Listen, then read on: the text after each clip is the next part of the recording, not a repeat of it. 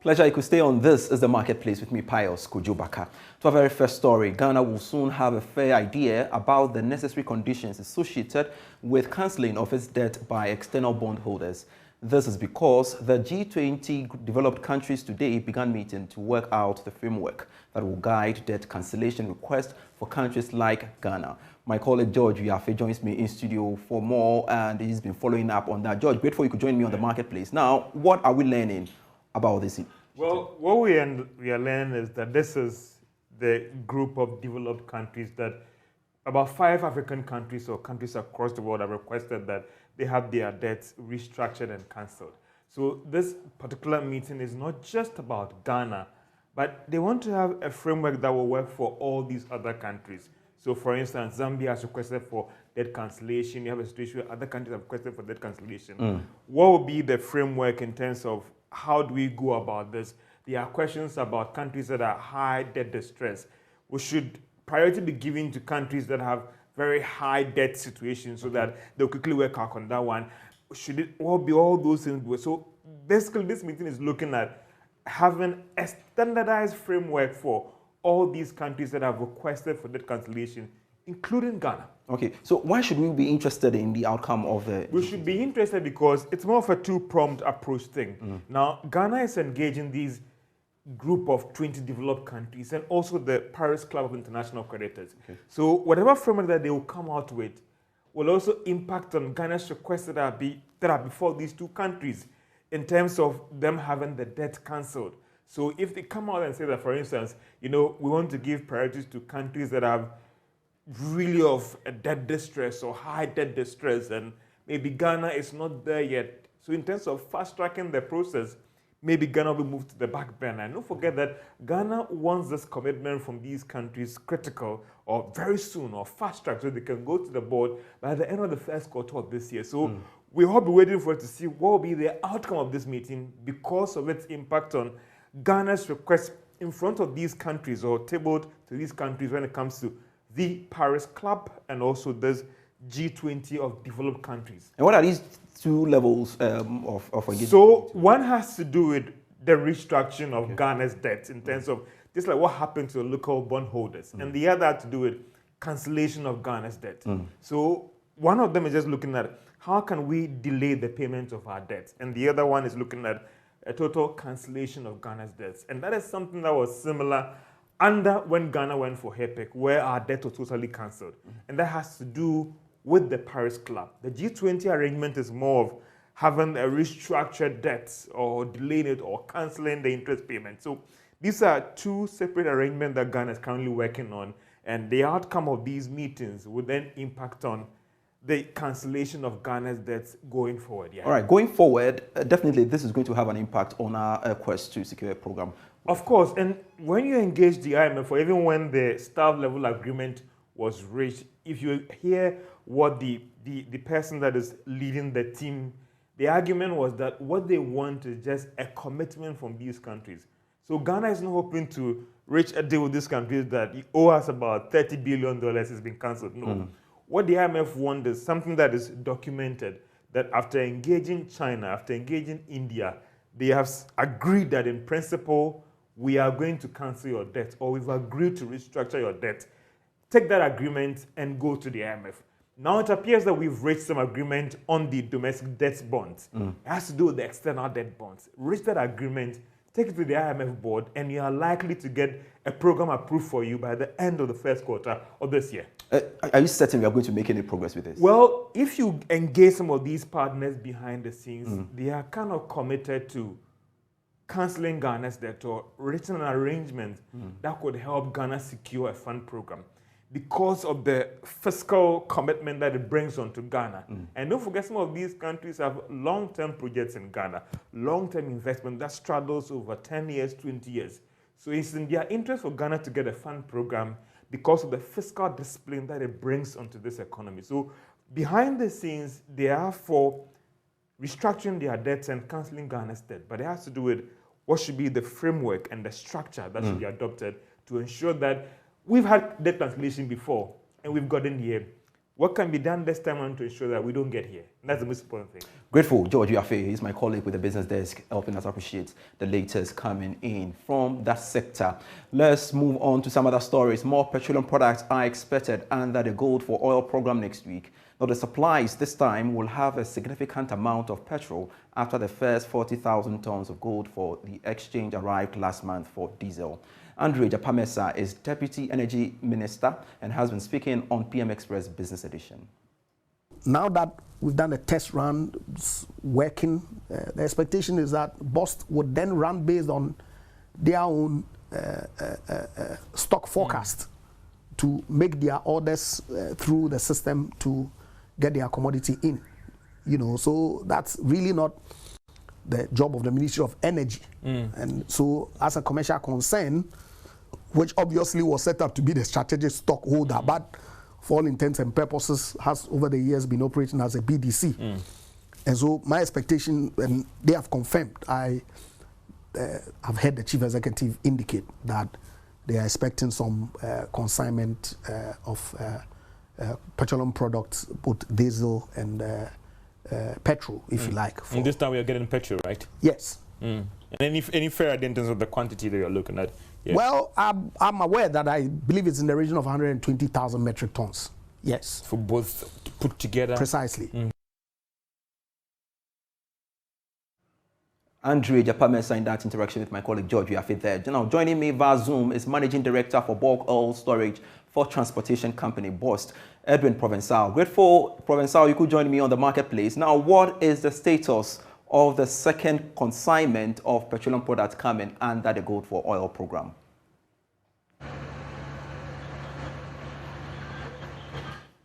Edwin, can you hear me? Unmute for me.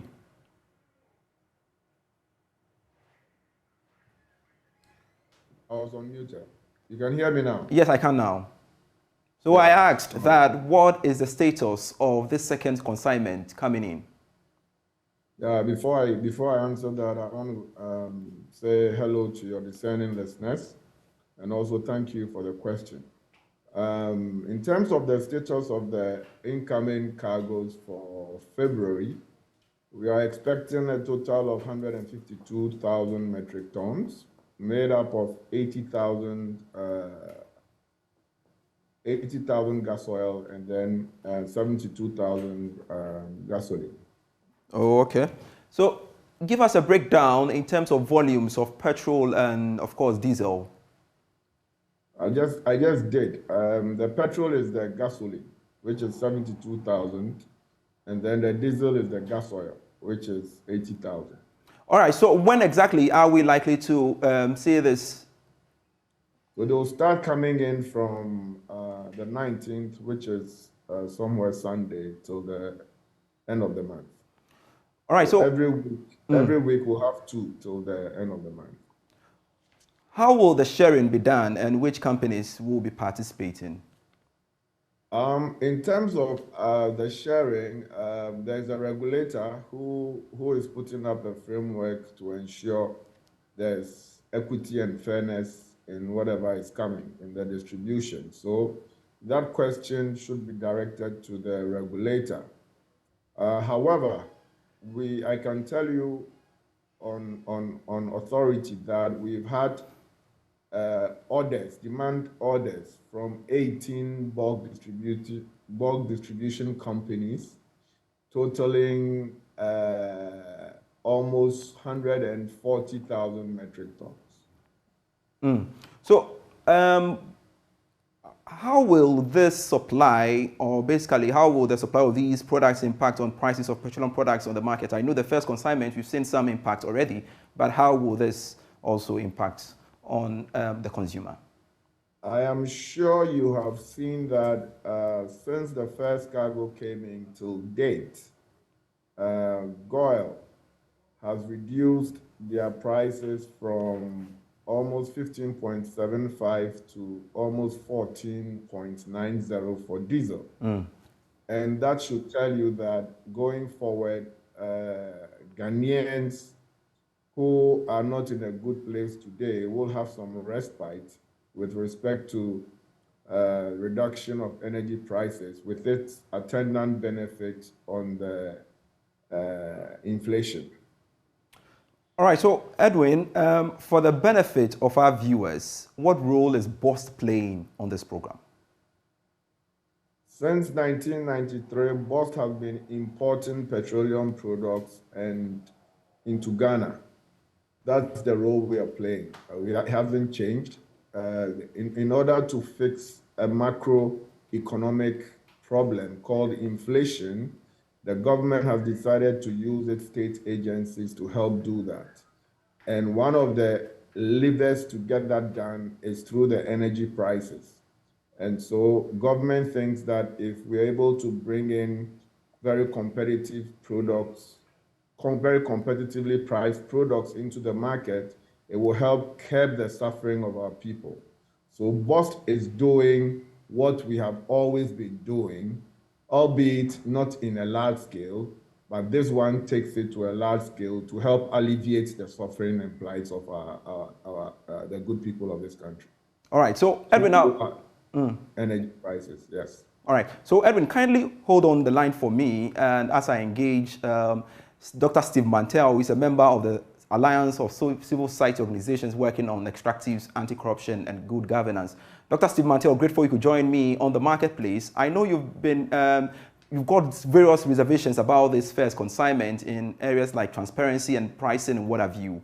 But as it stands now, we do know that in the coming days, we are likely to see some 152,000 tons of petroleum products coming in. Well, it is good news that the volumes are increasing in respect of this transaction. And I will say that when a country goes into difficult situations, it's always good to innovate. But in innovating, you want to ensure efficiency. And one of the ways to ensure efficiency is through transparency and accountability. We've raised a number of concerns about this whole gold for oil deal. In some respects, there's been some responses in terms of further disclosures, in terms of the framework. There's been some disclosures in terms of how the petroleum products are going to be priced locally on the market and all that. But we still do not have responses to some of the first issues around the program. One is how the gold purchases are going to be financed by government. We've looked into the 2023 budget, and there's no provision in the budget in terms of where we raise the money to do the local gold purchases.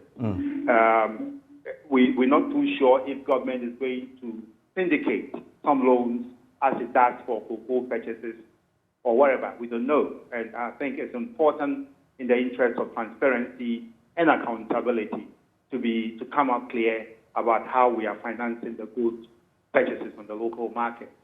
Two, how are we going to trade our gold? I mean, in terms of the, the buyer selection. Because we take the gold to the market and we want to sell it to raise either dollar equivalent of the gold or to trade the gold directly as barter in exchange for petroleum products. Either way, you still will have to value your gold. How are we going to price the gold? How are we going to value the gold? Is it going to be on the basis of spot price, or is it going to be futures, derivatives, whatever? It's important for government to come clear on the buyer selection criteria for our gold. We also need disclosure on this, the supplier selection criteria in terms of who is selling the petroleum products to the country. Are we just going to walk into the market and buy straight from whoever we find, okay? Or are we going to do headhunting? Are we going to do a competitive bid process? Whatever. We need to be clear about that because they all have implications for the price of the commodity that we bring into the country. And again, the pricing policy, I think I've mentioned that. And so these are vexed issues that we think government needs to provide some answers to for us to be all clear in terms of what we are doing. Otherwise, the corruption risk associated with this particular transaction in this current form will come back to head high in terms of the benefits that may do that in the long run. Dr. Steve Mantell, kindly hold on for me as well as I engage the thoughts of Professor for more. Professor, you've heard Dr. Steve Mantell's concerns. You want to have a bite on that? I think he's made some very cogent points, and I think it's fair. He's a Ghanaian, and we all work for him in terms of agencies under the ministry or government agencies. So it's fair for him to express what he's expressing. I would say that I've had a couple of requests on through the RTI bill, requesting for information, and I have acquired and responded to them. I don't think there's anything untoward ongoing in this transaction. In terms of what he said about gold purchases, the question, I think, fairly should be directed to Bank of Ghana. But what I know is that we sell the, prior to this arrangement, the Bank of Ghana was auctioning dollars. Wasn't the Bank of Ghana auctioning dollars to BDCs to buy? It was. Yes, it was auctioning dollars. Similarly, this arrangement, instead of getting dollars, will be using gold to buy the product. And once we sell the products in Ghana cedis, the money goes back to Bank of Ghana to use to buy more gold for the cycle to continue. Now, remember that we are just not doing this for its sake. We are doing this to correct a market failure which has led to very high inflation. And Ghanaians should note that one of the key drivers of high inflation is the price of energy. As the price of energy keeps going up, everybody suffers, including you and I. However, that price of energy is heavily dependent on the forex rate. So as the forex rate keeps going up, the price of energy keeps going up, and all of us suffer. That forex rate is also dependent on the demand and supply for dollars. So the more all of us look for dollars in the local market to bring in our imports, such as energy imports, oil, gas, all petroleum products, and medicines, etc. Once the demand is more than the supply available, the price of that commodity called the dollar will go up. And as the price of the dollar keeps going up, the price of energy will also go up. And as the price of energy keeps going up, what's going to happen to inflation? It will go up. Now, listeners should also not forget that the entity that is entrusted by law to control prices in this country is the Bank of Ghana. That same Bank of Ghana is mandated by law to buy, sell, import, export, refine gold. Now, Bank of Ghana started this gold program way before the gold for oil exchange happened as we're speaking. It started somewhere in 2019, buying gold to shore up their reserve. So Bank of Ghana actually is not doing anything new. It had been buying gold, and it's still buying gold.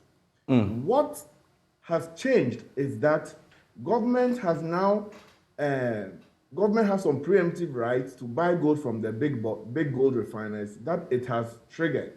And so Bank of Ghana is buying those. It used to be buying between 10 and 20%. Now it wants to buy all the 20%. Added to that, Bank of Ghana had also started a program with PMMC to buy gold in the market. All right. And what this gold for oil has done is that it is buying more gold with PMMC.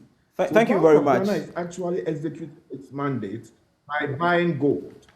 Professor, I think your point is well made that so far as you are concerned, you are really not into any shady deal or what have you. But it's good you've clarified for that. Grateful for your time, Professor. Let's move on to Steve Mantell to make his concluding remarks on that. So, Steve Mantell, you've heard Bost, they've spoken, and you've made a lot of issues, or you've tabled them. How are you going to forward it to the ministry and, of course, government to address those concerns? Well, we are a group, and we have a number of strategies agreed upon in terms of making progress on this front and getting disclosures. Of course, we can go under the right of information to request for the information that we need to be able to draw the conclusions that are necessary to have some clarity for Ghanaians. But let me say that the attempt to suggest that Bank of Ghana is the one buying the gold actually confuses the issue the more, because it is government transaction, as the Vice President made it clear to us when he announced this program. And so if it's government to government, is it the case that Bank of Ghana is buying the gold for government or for itself? And if Bank of Ghana is buying, because Professor Sal makes the point that Bank of Ghana was buying gold way before this program.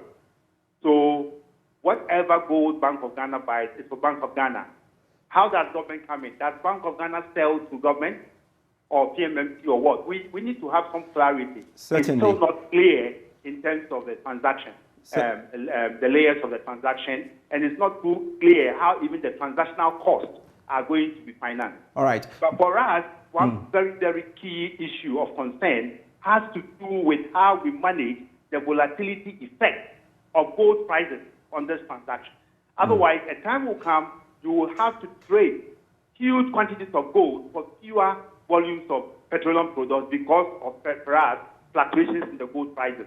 So for us, it makes sense, really, to stockpile your gold, sell when the price is good, and hold back when the price is not good, so that you have enough dollars to finance your oil purchases. You don't need to pile gold and pay them as and when you need petroleum products. No, it doesn't make sense. All right. Then you expose yourself to the risk of volatility. Steve, this is definitely going to develop, and of course, we are keeping an eye on that, and we'll keep listeners or viewers updated as and when more unfolds. Grateful for your time, Steve Mantell, for speaking to us here on The Marketplace. A reminder, you're still watching The Marketplace here on the Joy News channel with me, Pious Kojo Backah. Now, the Finance Minister, Ken Ofori-Atta, has described as unfortunate the decision by pensioners to picket at the premises of the Ministry of Finance. Meeting the pensioners who are individual bondholders, Mr. Ofori-Atta said government was eventually going to agree to the terms of the pensioners to exempt them from the domestic debt exchange program.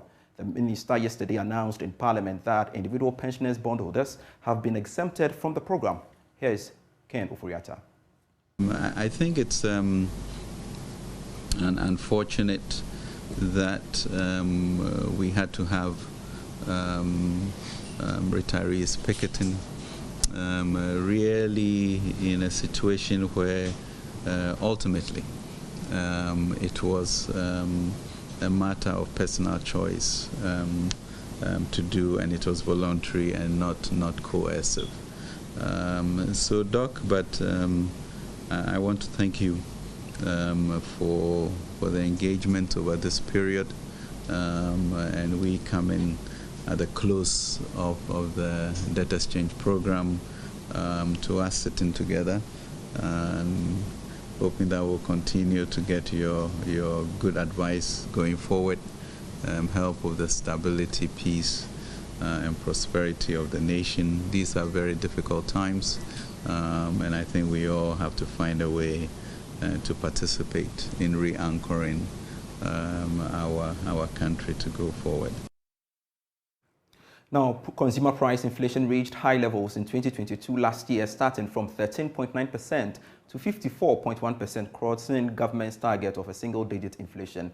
Well, this is attributed to several factors, including increase in crude oil prices and the drastic fall of the local currency against major trading currencies. In the following report, we tell you whether the current rate of 53.6% indicates a peak or Ghana should expect a higher inflation moving forward. January, food inflation was higher than non-food for all months of the year 2022. The widest gap between food and non-food inflation was recorded in December with a 9.8 percentage point, with the lowest being 0.4 percentage points in January. According to the Ghana Statistical Service, between January and December 2022, the change in the overall year-on-year rate was 4.2 percentage points, with household equipment and maintenance recording the highest rate of increase. Although the month of January 2023 recorded a lower rate due to exchange rate stability and deflation in price of transportation, it is still uncertain whether inflation has peaked considering the current increases in some commodity prices. And that's it for the program. I am Pious, Kojo Backah. For more business stories, you can get stories when you log on to myjoyonline.com/business. Great stories on that portal for you. And that's it. I am Pious, Kojo Backah. Bye-bye.